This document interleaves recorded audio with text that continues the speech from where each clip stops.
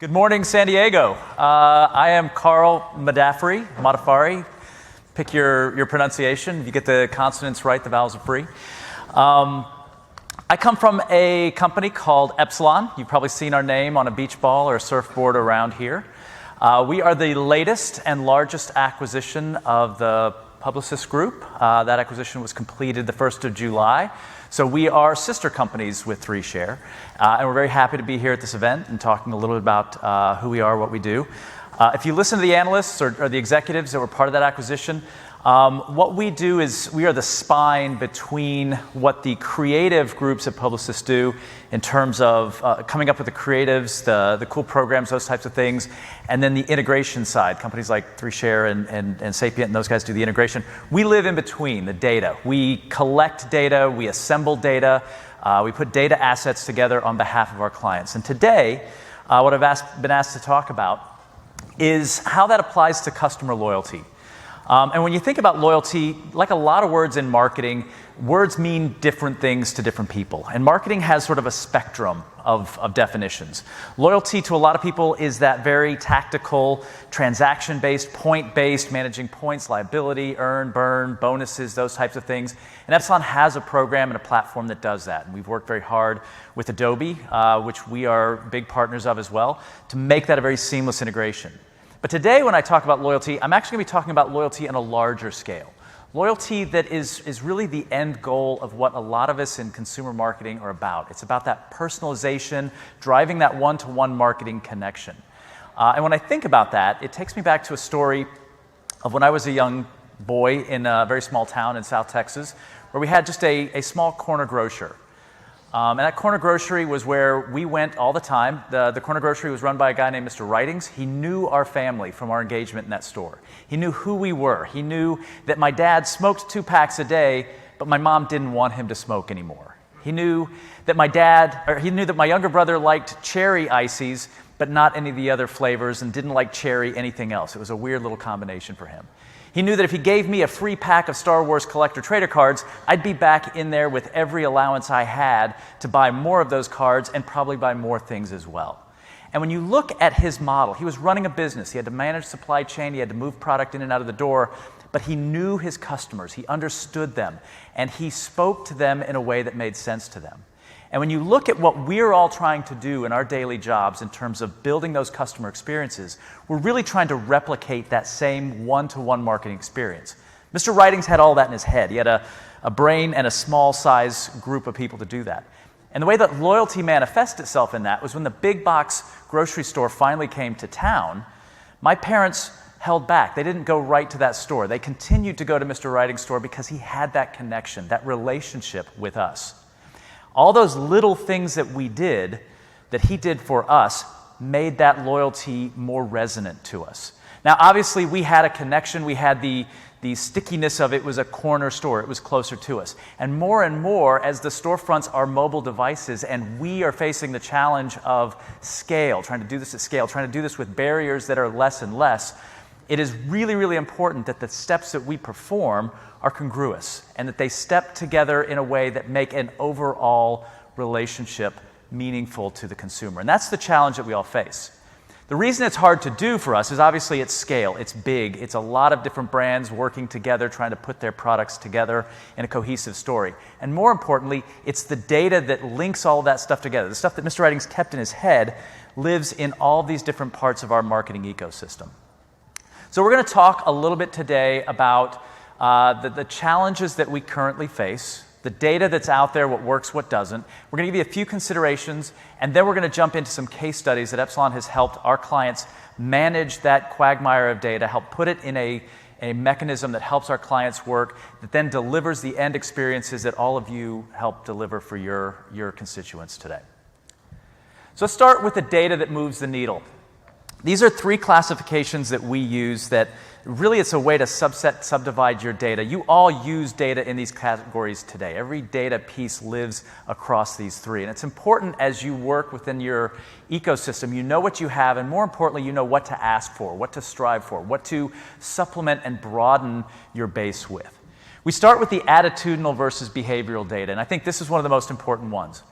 Because what we work with in the marketing space, especially when you're working with tools like AEM and that web experience, that mobile experience, is that we lean heavily on behavioral data. Behavioral data is transactional. It's the data that tells us what somebody did. It's the point of sale data that tells us they closed a sale and ended up with a transaction, something that they bought. It's the Fitbit data that tells us that I ran 4 miles this morning. It's the data that comes from the web analytic tools that tells us they were on the site for this long and the mouse hovered here. That's all behavioral data. It tells us what they did. If Mr. Writings had only used that data in dealing with my dad, he would have kept selling the cigarettes until he ran off a cliff. That loyalty would have hit an end point, because if he didn't use the information that my mom didn't want him to smoke, that attitudinal data, that information that tells us this is what his mindset is, this is what the overall mindset is, he's going to run into a cliff. And that's where attitudinal data really helps supplement behavioral data. Now, attitudinal data is harder to get, obviously. What is it? It's the data that tells us what is their current mental state. Data like this comes from surveys. Data like this comes from social mining. It comes from taking the call center data and taking more than just the disposition that the call center agent plugs in to say this is the way they felt at the end. It's about taking the AI that can learn and supplement and tell you what was their attitude. Were they frustrated? Were they angry? Were they joyful at the offer that they got at the end of that? That's all attitudinal data, and it has to work in conjunction. And the reason I have Netflix here is Netflix is that example of using the attitudinal and the behavioral data together. Netflix, when they first started out, I don't know if you guys remember this, they used to ask you, what do you like? What kind of movies do you want to see? And of course, I said period dramas and thought-provoking documentaries. And the reality is, I watch Friends reruns and Adam Sandler movies. And that's not congruous. That doesn't line up. And you have to use both of those together to say that, yes, I like Friends reruns, and so I'll obviously watch The Office and Frasier and whatever else you throw at me. But the reality is, I still want that thought-provoking drama. I still want something with substance on occasion to be presented to me. And so those two have to work in conjunction to give the complete picture of the consumer, and that's why it's really important. First, second, and third-party data are important as well. Epsilon works very heavily in the first-party data, where we manage customer databases, we build and assemble that 360-degree view for the consumer. And then the third-party data is about the data assets that you go acquire. And again, Epsilon has those assets. We've got about 1,500 attributes on most people, including presence of children, household income, those types of things, the demographic data. We've modeled data around that to sort of tell us that a consumer is likely to want to travel to Las Vegas, or the digital behavioral data that tells us they are an outdoors person or interested in more cultural events. Those are things that you can buy and supplement the data that you have on an individual profile that you might collect or capture when they enroll on your website. So putting those two together is really critical, making sure you flesh out that view of your consumer with the third-party data on top of the first-party data that you might manage. Now, second-party data is one of those things that if you go back and look at things I said 5 years ago, 10 years ago in speeches, I was sure that second-party data was really going to take off. It was really going to be the currency in marketing. We were going to be exchanging data between brands. But a couple things prevented that. One, it's really hard to put a value on the data that you have about a consumer. And two, regulation, security, privacy concerns started to pop up, and exchanging that data becomes harder and harder to do. It still exists. It exists in co-branded collection mechanisms, those types of things, but it is still the smallest of those three, but it is still out there and still something that helps collect and manage information about your consumers. The third classification, this is an important one, and this is one that has evolved over the last few years, and I think most of you are familiar with the one side of this, the PII versus non-PII classification of data. PII is personally identifiable information. I still have to explain that. Every once in a while I run into somebody who doesn't know what that is, so I have to say it out loud. And that is the data that is about the known name, address, phone number, all of the things that connect your individual identity to data. And so all of that is the PII world.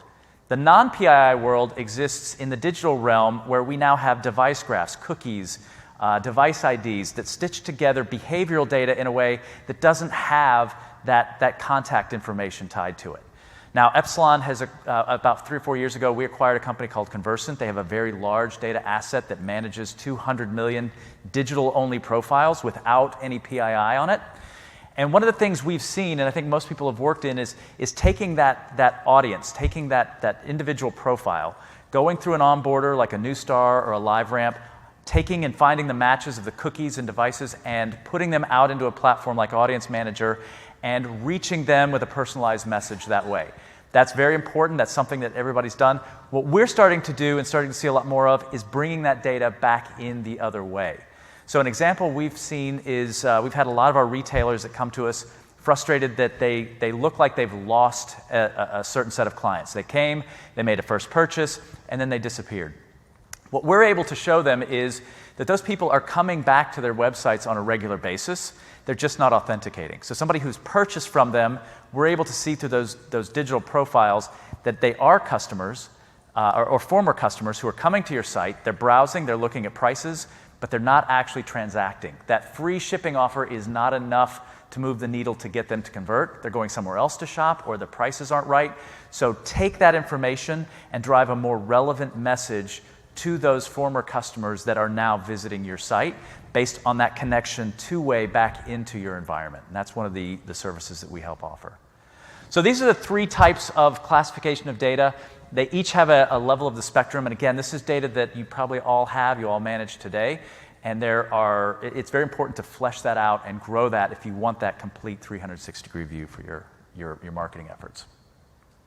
So what does the platform landscape look like today? As you collect and manage this data, it's obviously very difficult. There's a lot of it. There's a lot of different ways to manage it. The marketing clouds, again, we're very fond of what Adobe's doing. And then for those of you that saw the keynote yesterday, where Mr. Tucker talked about the Adobe Experience Platform, this really excites us. Because one of the problems that the marketing clouds had was that they were all built through acquisition. They were all built by bringing 10 to 15 different components together into their cloud. And the plumbing between them was lacking a few things. The ability to seamlessly integrate not only the content and the offers between those platforms, but a central place to keep that customer profile. So all that data we talked about on the previous page through Adobe Experience Platform is now going to have a place to land, to be put into a central spot so that all of the different components of the Adobe Cloud can now reach into that and see not only the content that was created, but all of that different data, all that new fleshed out profile is now sitting in a centralized spot to drive the decisioning off of a key set of data. So a lot of movement in this space. We're really excited about that because we think that was the thing that was missing the most. Walled gardens, I speak a lot. I was at Adweek a while back. The walled gardens are a really frustrating place. A lot of advertisers have a love-hate relationship with them in that the data goes into the places like Facebook or Google, but rarely comes back in a way that they can do effective attribution, that they can see what worked, what didn't. And that's just really still going to be the case. It's a very effective place to work, but walled garden means that they are locked in. And we're not seeing a lot of progress in places like Facebook and bringing that data out. And that is just one of the places that we know we have to work around. The other thing that we see a lot of is customer data management companies are coming up. This has been around for a while, but everybody's now calling themselves a CDP. The ability to stitch your data together and see your 360-degree view of a consumer. If you're a former tag management company, a data analytics tool, if you were master data management company, everybody's coming up and calling themselves a CDP, but a CDP is still loosely defined. So what we see in this space is a lot of companies coming up, throwing a lot of venture capital at it. This is done a lot by IT departments who still think that they can wrangle all of the data in their organization and bring it together in one place. One of the things that we find is missing in a lot of these tools is really critical is that identity management. And we're not going to talk in depth about identity today. We have a lot of information about that. That's one of the things that we think stitches this together. Is identity really means 3 different things. Traditional customer data integration was taking name and address information and stitching that together. Contact information like phone numbers you saw in the demo yesterday, something like using a phone number to make a connection is great until that phone number changes. And you don't know that that changes. And so using that by itself is not an exact science. There's a lot of art and science mixed in that. That's CDI. There's digital identity resolution, which is taking the identity graphs, the cookies and device IDs, using that to build those profiles. And then the third leg is CIAM, single sign-on, things like Gigya, Janrain, companies like that bring that data together. We think all three of those have to work in conjunction. Right now we see them working across different instances in an organization. We see them used in sort of a project level engagement. This is a level that we think makes that more cohesive, and it's a lot of what we see in the do-it-yourself customer data management platforms that are lacking. So if you're a CMO and you're faced with all the challenges about trying to find new customers and engage your customers, all the while this data pile lives out here. How do you bring it together? Why is it not just brought together already? The three challenges we see is that data lives in silos in organizations. As a former DBA, I've been with Epsilon 20 years. I started as a database administrator. I used to advocate, bring it all together in one place. Make one big central repository for your data. And you're going to still see your IT departments are still wrestling with this concept. How do we bring the data to one place? The reality is, I don't think it's ever coming together in one place. The data that lives in each of these spokes off of this hub is very granular, it's very detailed, and it's very needed in each of these platforms. So the idea of bringing it all together is not going to happen. What you're going to have is spokes and hubs, and you're likely to have hubs across hubs, which is why it's very important to have an identity strategy that links those profiles across all of that. And that's more important than trying to bring the data together in one place. That is a fruitless effort that'll take a lot of effort. It's important to figure out what to do, how to bring it together, and that really takes us to the next point. The next challenge is we see a lot of our clients and a lot of people in the industry boiling the ocean, trying to build a solution that's going to solve for every use case, trying to bring all of their data together without the use cases necessary to prioritize and pick a value-first mindset, and that holds things back. We see a lot of decision-making, a lot of spinning of cycles, without a lot of forward progress on this. If you come to my colleague Jay Melman's session today at 1 o'clock in Ballroom 4, he's going to walk you through a little bit of our framework. How do we take clients through a value-first framework, pick the things that are important, and build a roadmap from there? And Jay will talk you through how we help our clients with that later. The third thing is privacy and regulation. We've seen this coming for a while, and we've seen a lot of companies kind of on the pendulum of, hey, it's the Wild West, any data goes, to now a lot of companies are stuck with, hey, we're not sure how we move forward with this data. One of the things, and it was in the keynote yesterday, that we're most excited about, and it's kind of the unsexiest part of this, but it's really important, it's that idea of governance of data. The biggest thing in these regulations, and it's going to be confusing, especially in the US where state by state we're going to be managing this, it's important that platforms have the ability to manage the governance of data. Because without it, what you get stuck with is you have to manage data and put it in separate places, and that gets harder for you guys as programmers to work with. What we love about what AEP is coming forward with is the ability to load a single data element in and decide that the analytics team can use this piece of data to derive a model or put a segment together, but that the engineering teams on the front lines can't use that attribute directly to drive personalization. And that's really important because that allows you as an organization to put the data in a place as central as possible, but keeps people protected from misusing that data and stepping across the lines. So these are the things that are challenges, but there are a lot of things coming forward, and we're very excited about working with Adobe to help knock some of these barriers down. So if you are looking for this data in your organization, or if you're asking the questions of why isn't this done, these are the types of questions that we ask people when we start working with them. How consolidated is your existing customer data? There's not a one-size-fits-all. We work with clients that have 70 different point-of-sale systems that come together. Others have 2 or 3 different loyalty platforms and email solutions, and they all have to come together. Others are startups that have a single source of data, and so the choice of platform that you use is different based on that. How are you connecting your PII and non-PII data? What is your strategy? Is it just an outbound solution? Are you trying to connect it coming in? Are you doing it project level? Or do you have a cohesive strategy that makes that consistent across all of your efforts? These are the types of things that tie us back to a more cohesive loyalty engagement. Where will the decision and orchestration take place? As you saw yesterday in a lot of the presentations, the functionality of decisioning, even within the Adobe stack, is that you can do the decisioning in campaign, you can do it in target, you can do it in AEM. Where are you going to centralize that? And a lot of that depends on where the data lives and where those final mile decisions are going to take place. What is your path to value? And again, Jay will talk about this in his session later. How do you pick what you're trying to do? None of us are building monuments to technology just to build technology.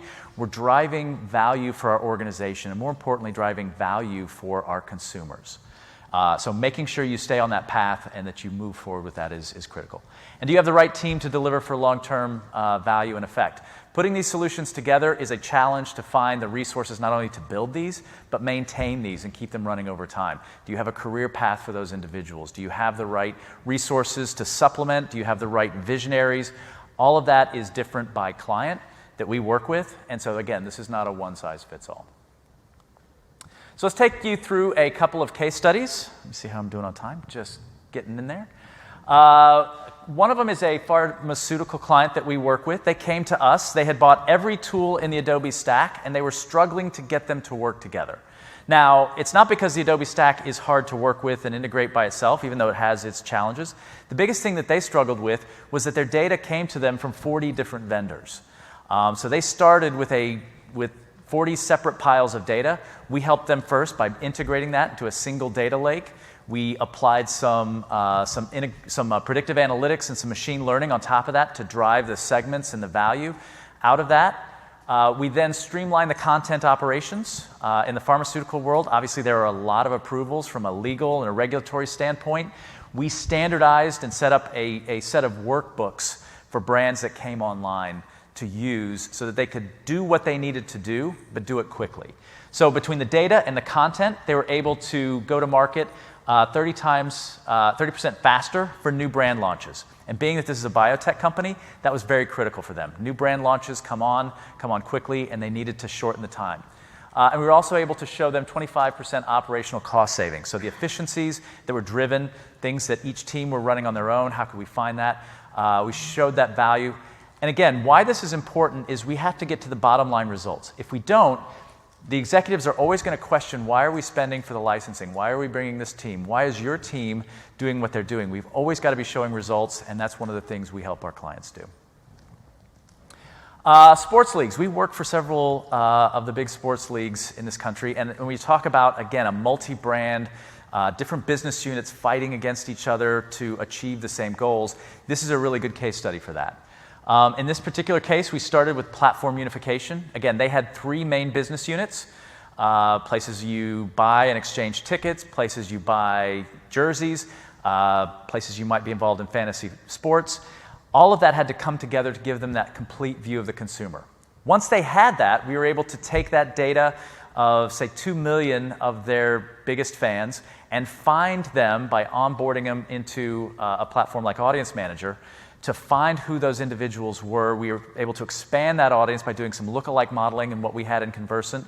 Not just people who looked like them demographically, but people who behaved like them digitally, watched the same videos, went to the same websites. And we took that audience of 2 million and expanded it to 20, and again, up again to 40 million consumers that we were able to reach with media to drive them back to the websites, doing cross-sell across their different brands. Very powerful way of using this data and making it useful. Also, when PR issues would crop up, it's very helpful to have that base to go find whether these stories are affecting your audience and whether you need to change your messaging. And in the end, again, bottom line results, we drove more second purchases, we helped in cross-sell success, and increased fan retention at a national and local level. And then finally, what we'll wrap up with is a case study for a financial services client that we're working with right now. Their current effort is that we're running an actual loyalty platform for them. We have a loyalty platform, manages the points, the liability, the earn and the burn, all those types of things for several of their credit card products. But we started working with them to centralize the 65 websites across their organization where people come to land for applications and those types of things. We were able to leverage the UX and the decisioning that's inherent in AEM and take that broader profile that we manage on their behalf to help them understand how to drive messages about things like their annual fee approaching, helping them understand the value of that so that that is not a surprise and doesn't change their attitudes or behaviors going forward. And then beyond that, helping them find new program enrollments. So when they're on the site, how do we find what works, what doesn't, getting them into the right program, the right card going forward. What this has all done is because we have this platform integrated that helped them find and leverage the investments that they already had with Adobe, that gave us a track record for success. And now we're working with them to drive new data sources into the decisioning. They've seen the value of getting beyond the behavioral data and getting a broader profile. So we're now working outside of the credit card operations group and into the other business units within the organization. We're building integrated lifecycle analytics to help them as each card comes on with new programs to show the value, the predictive capabilities of the data and the tools in place. And then more importantly, we're building them an ecosystem and a roadmap that helps them determine where the decisioning should take place. We talked about this earlier. It's different for everybody.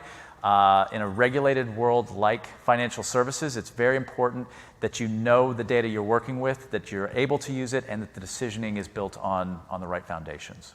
So again, these are all the things that we do with our clients to help them leverage the Adobe platform by making use of the data that they have to drive more loyal engagements with their consumers.